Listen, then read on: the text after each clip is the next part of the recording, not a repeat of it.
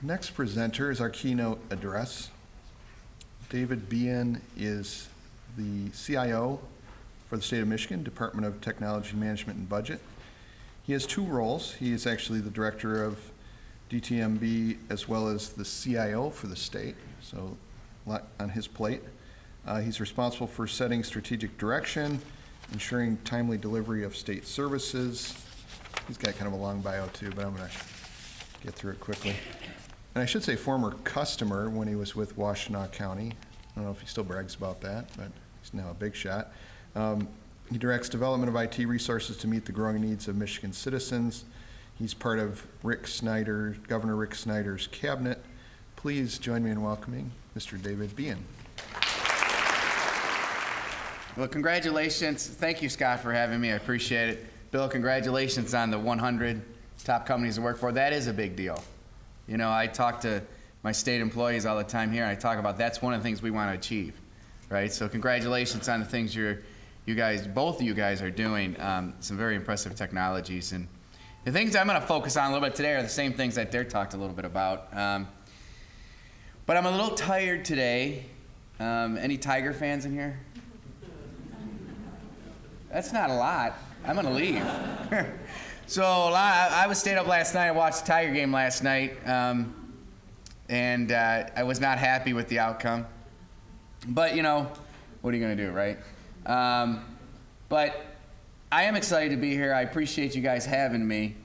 I'm trying to, okay. All right. So can you hear me if I walk around a little bit? All right. So I do see some familiar faces. That's good. I do brag about my county days still, right?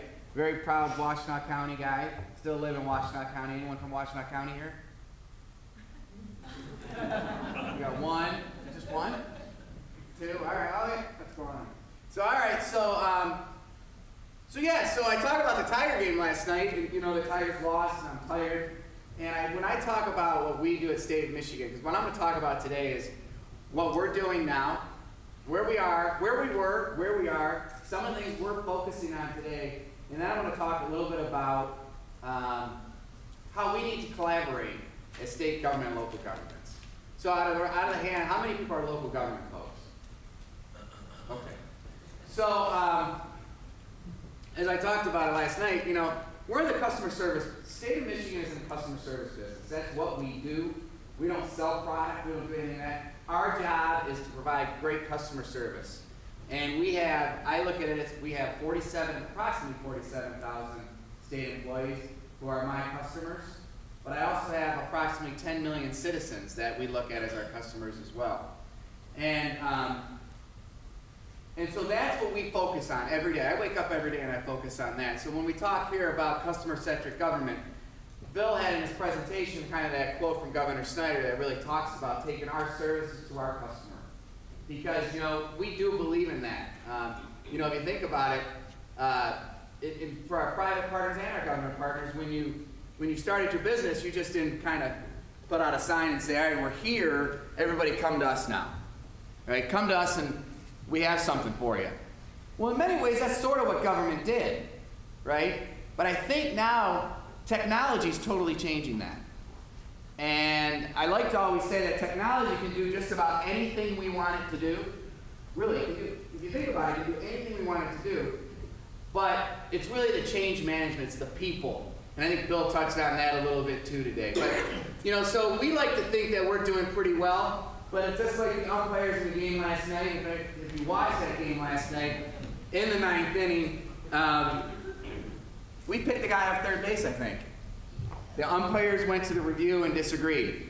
I don't really love the video replay because it brings in the umpires too much, right? And I firmly believe that in any sport, an umpire, a ref, or something like that, they should just be part of the game. They shouldn't take over the game, right? Just like IT. Doing IT well means your customers don't know you exist. It should just work, right? It's such a part of our lives now. And that's why I think with umpires and refs and stuff, I think they should be, if they're doing their job well, you don't even know they're there. So I'll stop beating up the umps, right? I think the Tigers, mark my words, they'll be in the World Series this year. So let's talk a little bit about state of Michigan, where we were and where we're headed. So when we got into office in 2011, I inherited a great IT program. Terry Takai and Ken Tice before me, they did a lot of the heavy lift for the state of Michigan. And I give them credit all the time because we're a centralized IT organization. What that means is that there's only one CIO. All of IT is centralized and consolidated, so that we're more effective and efficient. Many states, like I won't pick on my friend Stu Davis from Ohio here, but I will pick on some of the Texas or Arizona. They have 110. Arizona has, I believe, 110 agencies, commissions, or agencies that they have to work with. Many of those 110 have CIOs. They're all kind of have a siloed approach towards technology, right? In Michigan, we don't. And again, I give a lot of credit to the folks before me because they did the heavy lift. But when we came in 2011, Michigan we're leaders. The state of Michigan is leaders, right? We like to lead in everything. We like to lead, we even like to lead in the recession, right? So if you think about it, back in 2000, right? We led that, all right? We feel pretty good about that. But if you think about that, when we came in, there was not a lot of investment going on in IT in the last few years, but 8, 9, 10, 11. So when we got in here, we decided we needed to see where we were. We needed a baseline. Where were we? So we did an RFP, request for proposal, and we selected Gartner to come in. Gartner did a great study for us. They did an ICT assessment and really looked at people, process, and technology. And it was great. I mean, they did an excellent job. Kind of gave us a baseline where we need to be. And so from that, we developed a roadmap about where we needed to go. Now, I'll tell you, we had over 400 legacy systems. I mean, the state of Michigan is a big organization. We're about a $52 billion company, right? So it's a big, big company.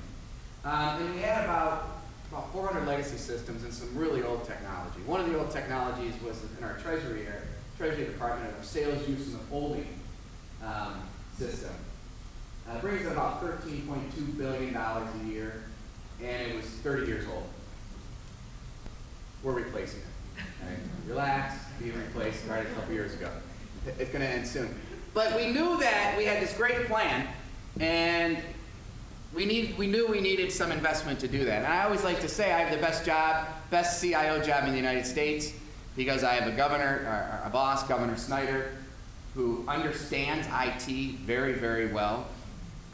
Sometimes it's a little intimidating when your boss knows more about IT than you do, right? But then I also have a budget director who wants to fund IT. So has anyone ever heard the terms executive sponsorship, right? Do we know what that is, right? I have all the executive sponsorship, and I have great relationships with our agency partners and our legislative partners. But we knew we needed to have investment. And so back in 2011, as we went through the budget process in 2012, we decided we need real strategic investment in IT. And so we asked for $50 million we put in our base budget to replace those legacy systems. We had the study that identified all the needs. We had a roadmap saying if we could get funding, here's where we would go. And lo and behold, we got $47 million, right? Not bad. Out of the 50 we asked for. I remember the story goes, I was sitting with John Nixon, our former budget director. John and I were in there, and someone came in, and they were kind of like, dang, we're only at 25 million. And John and I looked at each other and started laughing and said, are you kidding me? That's 25 million more than we ever had. Right? I mean, glass is always half full. And so we were very pleased. So we got 47 million ongoing in our base funding. And our legislative partners have been phenomenal. And they keep working closely with us. And so we decided to start putting in. We started to put these projects together. And you can see that we looked at really some transformational change projects. Things that we believe were going to fundamentally change the way we do business. Right? But the idea was we had the study, the roadmap, and now we got the funding. And I will tell you that one of the other things that Governor Snyder came in and we talked about very early on in 2011, and I'll touch on it as I go through this talk this morning, is cybersecurity. And you see that we talked about a cyber range, which I'll go into a little bit later, but we believe that cybersecurity is extremely important, and Bill and Scott both touched on it. So we had the plan, we have the funding, and now what are we going to do? So 2013 and beyond was all about implementing that. So where are we today? I talked about that $47 million. You can see that with that $47 million, we put in 30 major projects.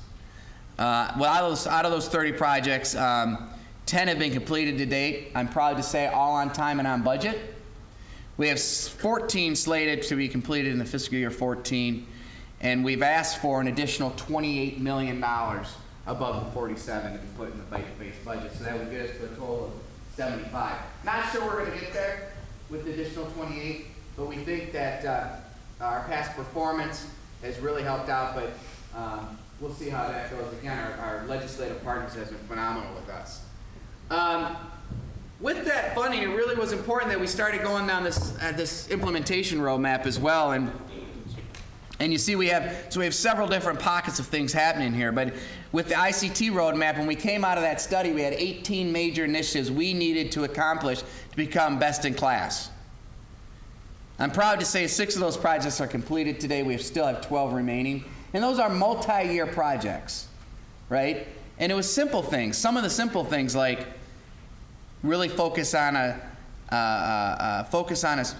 very efficient project management methodology, right? Things like that. And so I'm proud that we're moving the needle on that, and we're doing some pretty good stuff.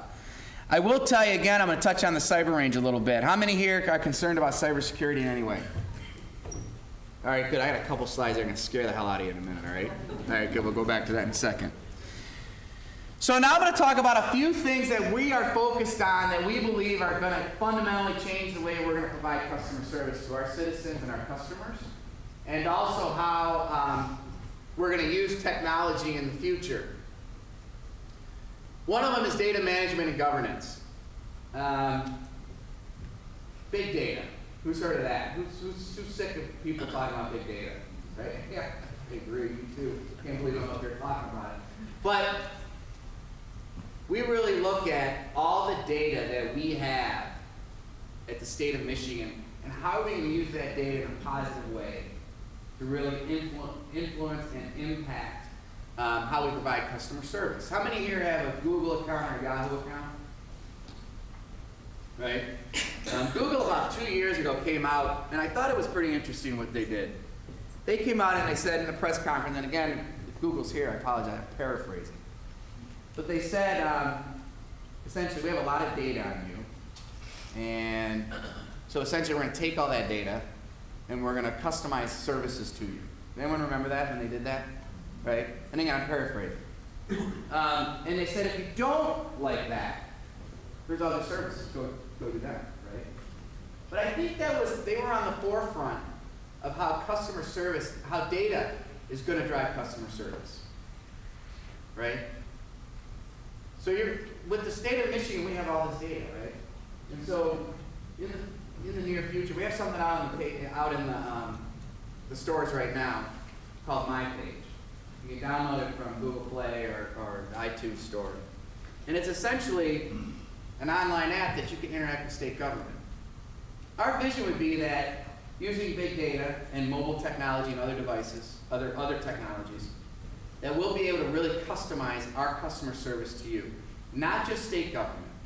I look at local government doing the same thing and educational institutions. We think the data we have, if people sign up for the service, should be used in a productive way, positive way to improve customer service to you. So we're really excited about how we use big data. Now, conversations around privacy and all those things, those are great conversations that we need to have as a society anyway, and so we want to be at the forefront of those conversations.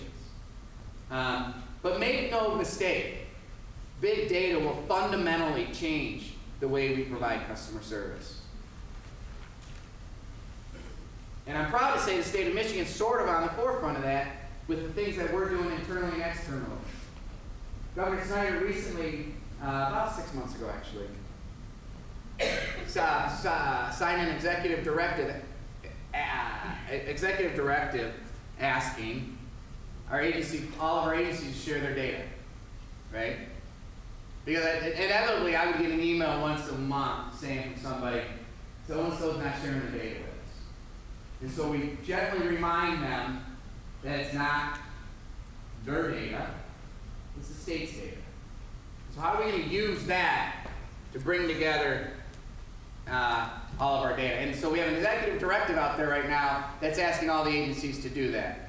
We have an enterprise information management team, leadership team that is going around right now, and we're meeting as a group. We're talking about how we're putting all these together, the policies, the procedures, and everything else to ensure that our data is secure, but that our data is shared. Now, I laugh when I tell people, it's state's data.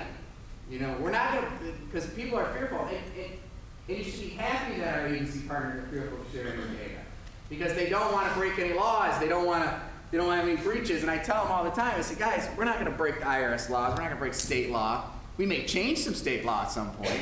We're not going to break federal law. But we need to share that data to really change the way we do business. Think about this with the big data and the things we can do with big data. For those people that are a little bit down on their luck, right? We have all sorts of programs in state government that are kind of the safety net programs. Think about the families that are on some kind of support, but they're falling through the cracks on the other ones. We have all that data to say, here's the programs you qualify for, here's the ones you're currently in. We can enroll you in these as well if you want. I mean, that's a positive thing. Then you also think about using big data to look at fraud, right? There's a little bit of fraud going on in these places, right? But big data can stop that. Using data, we can figure out who the people are who are using the system. And so those are the reasons. That's why we think data is going to absolutely change the way we do business. So I'm really excited about this. This is kind of on the, in the private sector, it's happening all the time. It's actually running your lives in many ways, your digital lives. But state government's going to move in that direction now as well. All right, so I want people to just be honest with me today, all right? And this morning, who here, well, first of all, how many have a mobile device of some sort? Almost 100%. Almost, okay, that makes sense. Who here, before they got out of bed, grabbed that mobile device and looked at it? And be honest. Before you got out of bed, wake up, oh, what's the weather? Oh, what's Facebook saying? Right? How many again? Raise your hand. Ah, you're being normal. Look, 40% of the people actually look at their this is crazy. 40% of the people actually look at their smart device before they got out of bed every morning. Think that's sort of going to change? Think mobile devices are going to sort of change their lives a little bit? Professionally and personally, I think it's hilarious. And by the way, I do this slide in a lot of my speeches, and you by far beat every other group with raising their hands. So that's great. But if you look at some of these statistics, I'm not going to go over them really that much, but the mobile traffic, how it's going to increase over the next 4 years. I will tell you, I said we approximately have 47,000 employees. How many do you think want to go mobile? 47,000, right? They all want to go mobile. It's great. And then the wearable devices, the 177 wearable devices, if you look at the number it's being compared to in 2013, that's going to fundamentally change the way we do business. I mean, make no mistake about it. The mobile world is changing. It's changing how we're going to do business. I have 3 beautiful kids, right? Isabel's 12, Josh just turned 11, and Olivia's 8. And I can tell you they will not tolerate growing up in a society where they have to work with local government or state government by standing in line. Just not going to happen.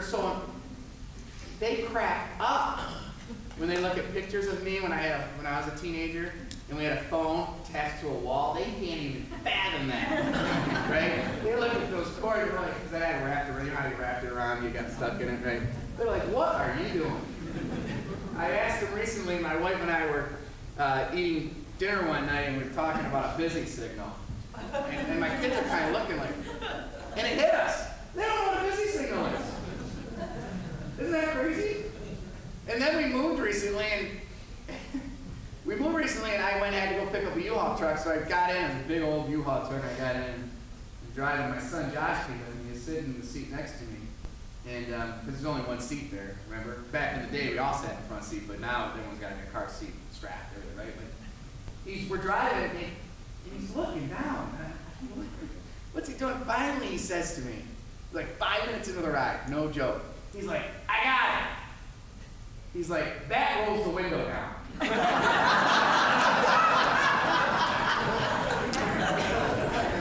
Then he says, can I try it? I said, sure, go ahead. So I thought it was just classic. So you can see that technology's changing, and we have this generation that's coming up, and they're not only not going to tolerate, they're not going to understand it, right? So it's an amazing, fun time, and it's exciting. I want to talk about what we're doing at state government about mobility. So again, we used Gartner recently, and we just finished a whole mobility study.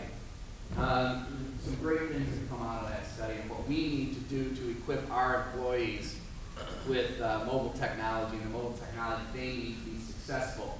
But we're also looking at how are we going to take the world of the Internet of Things and the mobile device, how are we going to converge them, right?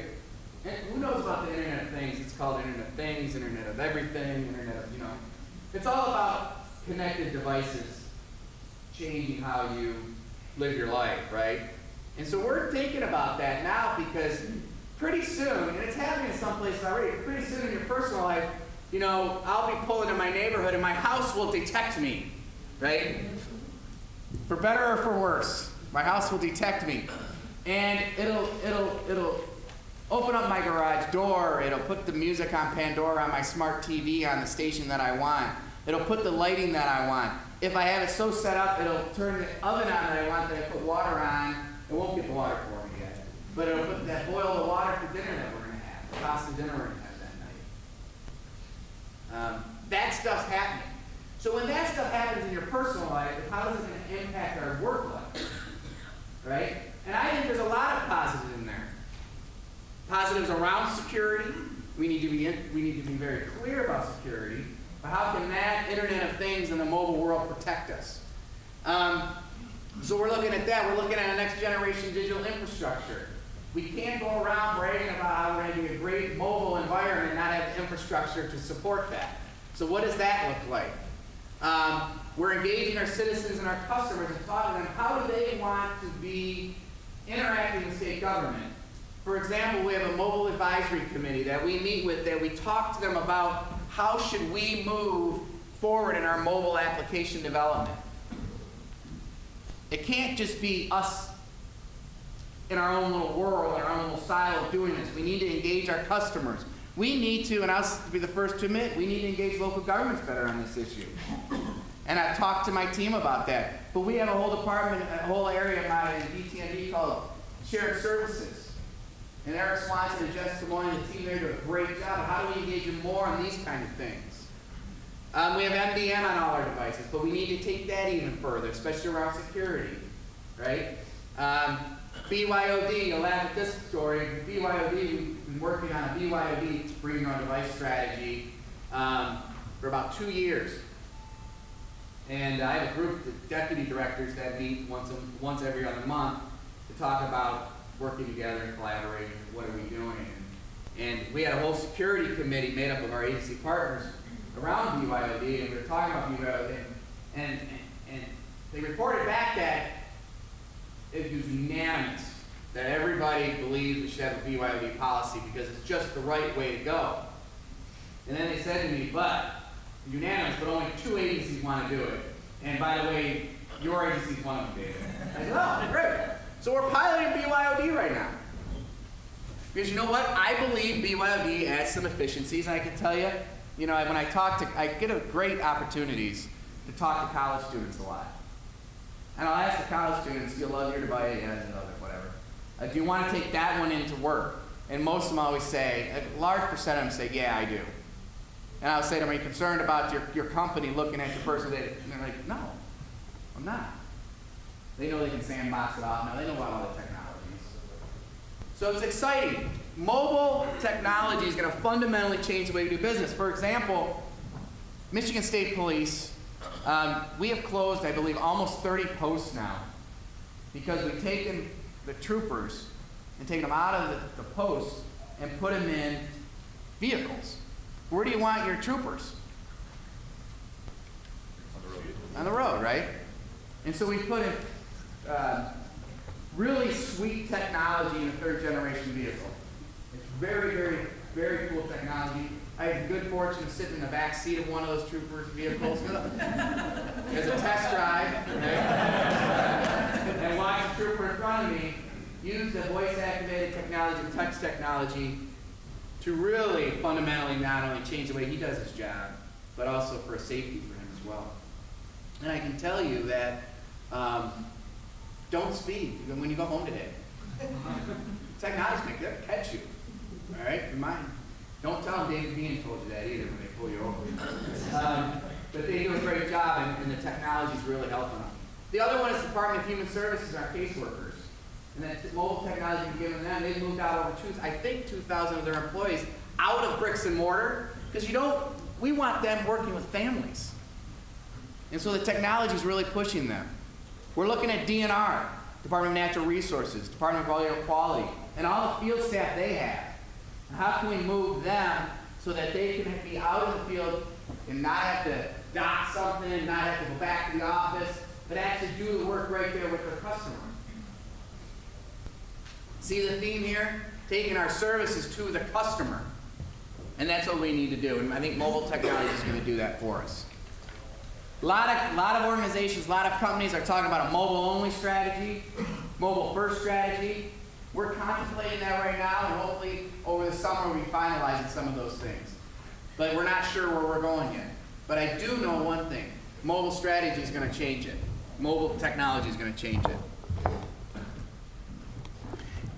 I talked earlier about the $47 million and the great partnership that we have with our agency partners and with the legislature. I can tell you one of the main reasons we've been successful is because we really put a huge focus on, and this was part of the ICT assessment that Gardner did for us, was a huge focus on portfolio and project management.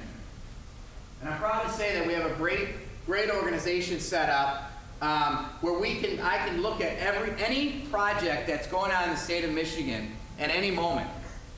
It's online. I can look at them all. We then put together portfolios. If an agency director wants something, if Governor Snyder wants something, the chief of staff, Dennis Muchmore, wants something, I can get that information almost instantly. And then I can put together portfolios that I send to agency directors or stakeholders, that they can look at all the projects in their agency that's going on a monthly basis and tell me if they're red, green, yellow, what's the detail behind it. And so we really focused on that because we needed to gain the credibility of our team, of our partners and our customers. And I'm proud to say we're doing a great job in that. Our next step, and we're doing it right now, just started, is looking at our time management. We need to be able to look at how many hours a person has, what's the workload, how are you going to manage that time, how are you going to work with our agency partners to prioritize the work they need. So that's exciting stuff, but I wanted to touch on that because we're doing great work there, and it's something that by gaining the credibility of our organization, we needed to do that, we needed to be successful. Talked a little bit about transparency a minute ago, but everything's online. As you can see, we have go to openmichigan.gov, and we have our dashboards. Every agency has a dashboard. Governor Snyder has dashboards. And we put everything we can out there. Can we do a better job? Absolutely. But we need to put out there what we're spending. We need to put out there all the different points, the business points that we think we need to improve on and monitor and measure to be successful as a state government. And I know you guys are doing the same, but I wanted to, I've gotten the high sign on this, so I'm going to be speeding up here, but transparency is something we're proud of, and it's something that I know you guys are doing as well. I think we need to work together some more to even be more transparent. But so I'm now going to scare you a little bit. Before I do that, cybersecurity is really one of our top priorities in state government. Governor Snyder is he's the co-chair of the National Government Association Cyber Resource Center that was developed 2 years ago. His other co-chair is Governor O'Malley from Maryland. And they are, I have to say, they're the two best governors to lead this initiative. And we're focusing on how we can, at not only at state level, but at national level, put more of an emphasis and a focus on cybersecurity. How our states can actually influence federal cybersecurity policies, how we implement and work with the public sector and the private sector to actually become stronger at cybersecurity. Like I said, I have great opportunities to speak to students all the time, and I was at a school very close to here, right? I won't tell you what big school that is. But 500 student auditorium, those big ones, and juniors and seniors, and I said to them, how many have a smart device? Literally every hand went up. Some kids put 2 hands up because they had like a bunch of them. And I said, how many of you guys take that device to the brew pub or the coffee shop and just throw it open and get online? Every hand went up, right? And I said, how many of you, when you do that, first thought is, I gotta protect myself and think about cybersecurity. Only about a quarter of the hands went up. And I said, guys, you gotta be smarter than that. Cybersecurity is a real threat, right? And I'm gonna just throw you a couple there. So there's one right there, black shades. Heartbleed, everyone read about that, right? eBay, right? I made an eBay account, to be honest, huh? Yeah, I know. The fact of the matter is, you can't pick up a newspaper anymore. Well, you actually can't pick up a newspaper. You can't pick up a newspaper anymore without reading one of these. Without reading about one of them. And we need to, at the state of Michigan, we take it very seriously. We actually have a great program that every employee, every other month, has to take online training, right? And I know it's going through your mind right now. You're like, oh yeah, online training is really good, right? I'll tell you, this online training is interactive, and it's fun, and it takes about 10 minutes, and it's what I call sticky, right? It absolutely is great training for our team. 47,000 employees have to take it every other month. It's called Security Mentor, and it's just great. I mean, it talks just about real things. I mean, I actually have my kids take it too. I know what you're thinking too. I had a crazy CIO has kids taking security training, but it's stuff like passwords, going on open Wi-Fi networks, and things like that, and things you need to be cautious of. For example, where do you think in an airport your smart devices are lost the most? Where? Huh? Coffee shop? No. Security? No. Bathroom? No. Plane? No. It's the buses or the vans you take from one to the other. And you'd be amazed at the number of devices that aren't picked up.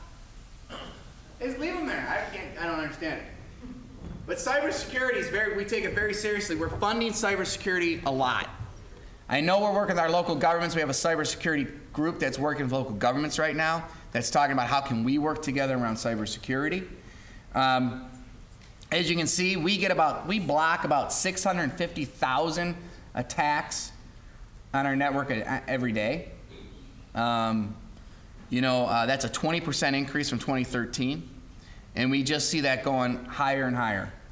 We're very blessed. We have a great cybersecurity team. We work very, very closely with the Michigan State Police and the Michigan National Guard,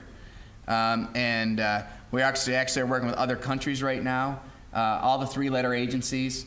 And it's something that I think I'm actually encouraged by cybersecurity, though, because I think cybersecurity technology is getting better.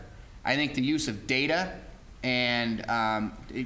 will absolutely make us more secure because they're going to look at your patterns in the future. I actually see from a couple years out we won't even have passwords anymore. We'll see where You know, David Behen is not a coffee drinker.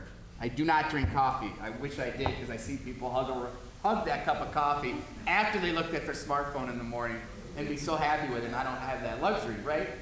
But, so in the future, what I see happening is if some reason somebody swipes my American Express or my American Express number at Starbucks, I'll get a text on my phone saying, hey, David, did you just do that? That's data and security coming together to make it better. But this is a big deal. This is something we're keeping an eye on very closely. So finally, I want to talk about working together. And working together, when I talk about working together, it's not just local governments, but it's our private partners as well. I look at the state of Michigan government as sort of a hybrid organization.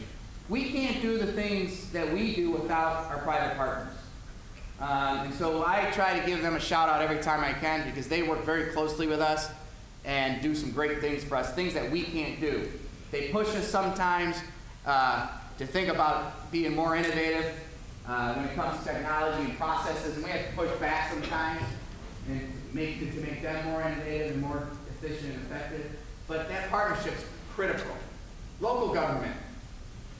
We need to work. I'm a county guy. I used to be a village manager. Anyone know Mattawan, Michigan? Yeah. Anyone from Mattawan?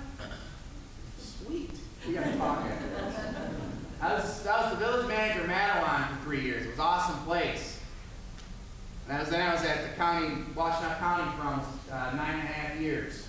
You know, several positions there as deputy county minister, CIO, a whole bunch of things, right? I know what local governments want, right? And I don't always take off my local government hat when I work with my team. We need to work better together. Now listen, I know that sometimes you don't trust state government. I get it. I was that guy, right? And I told Eric Swanson, my director of shared services, I want to flip that on its head, and we're doing some of that now.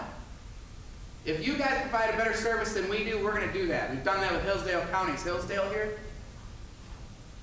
Hillsdale's our ISP for state government in that area because they do it better and cheaper, and it's a revenue stream for them. And there's other examples of that where we can partner better with you. There's also some ways that we can work in Oakland County. Anyone from Oakland County? You guys, Phil Burley, a very good friend of mine, is doing the GDG Cloud, where it's really going to be about bringing together cloud infrastructure and applications. How can we work together that we're only doing this once? State of Michigan signed up with Phil on that, and there's other organizations signed up too. That's a great example of local government working together. Now, the state also offers some other funding mechanisms for state government. I know not everybody, I've been in there too, I know not everyone's always happy with the funding that local governments get. But I think we have some great programs. We have the Innovation Fund. It's a $7 million fund right now where we can loan, it's a loan, very small percentage loan, like 1% I believe, 2%, where we will fund collaborative projects that we believe have a fast return on investment and also provide great customer service. It's a loan because we want it to be a revolving fund. It has to stay ever. That's one of the options, called the Innovation Fund. Tiziana from my office is here. She can answer questions afterwards about that. The other one is the CGAP Fund that's out of Treasury. That's a grant. And that's a program, again, where we fund projects that encourage collaboration, cooperation, and communication among local governments, and that is out of the Department of Treasury as well. And the Tiziana has information on that today as well. And then finally, we have, I think most of you do this, it's My Deal, buy out the state contract. I have one request. One request. If you're using My Deal, and you are getting a better deal of your own contract than My Deal, will you pick up the phone and call me so we can change that? Right? Let's all get the best deal. And let's use our economies of scale to make sure that we are getting the best deal from our strategic partners. So, we all have the same taxpayers, right? We're all the state of Michigan. I will tell you the state of Michigan's comeback state. We're excited about where the state of Michigan's going. I was in Jackson Hole, Wyoming recently. Actually, it was a year ago. And it just so happened to be the day after Detroit filed for bankruptcy. Big crowd. And I was like the first speaker out of 4. And the light was dark and the lights around me and I couldn't see anything really. And they announced me and the person said, someone yelled out. Still don't know who it was.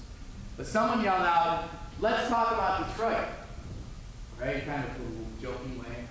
And I walked up I got on the stage and I said, yeah, all right. Let's talk about Detroit. And I said, Detroit will be I said, Michigan's the comeback state and Detroit will be the comeback city. And there was a huge applause. And I told that to whoever yelled it out. I didn't even have to meet him, but I said, in 1 year we'll come back and we'll have that conversation again. Michigan's a comeback city. I'm born and raised in inner city Detroit.